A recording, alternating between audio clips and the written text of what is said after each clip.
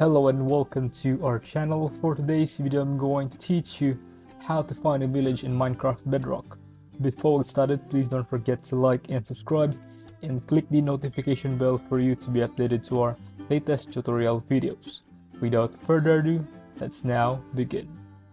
So to start with, you just want to exit out of your game and you want to find which world you're playing on and go to the right hand side here and select the edit button. From here, to scroll down until you get to seed and you just want to write down this seed.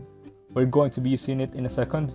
So from there, you want to head on to this website called chunkbase.com and go over to the apps part and scroll down until you see seed map and select that. You didn't want to input the seed, you just write down, and the version I'm choosing, Bedrock 1.20, is this one I'm playing on, but yours may be different. And then dimension, you want to make sure it's all over world. Let's scroll down a bit and drop this down here and deselect everything. You then want to select only villages, which is here, and let's scroll down a bit more and there's a bit here where you can input your coordinates. So I'm just gonna type 0 0 because that's the spawn point and just let go and it will show you the closest villages to that spawn point. This one's probably the closest, so I'm going to click on that and I'm just going to remember these coordinates and open back my Minecraft now.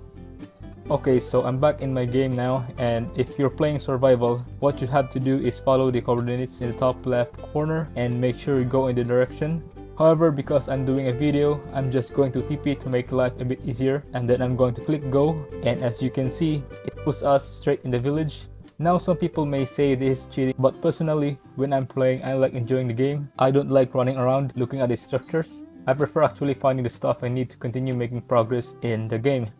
If you find this video helpful, leave a thumbs up, share to your friends, and hit the subscribe button. Thanks for watching and I'll see you soon in the next video.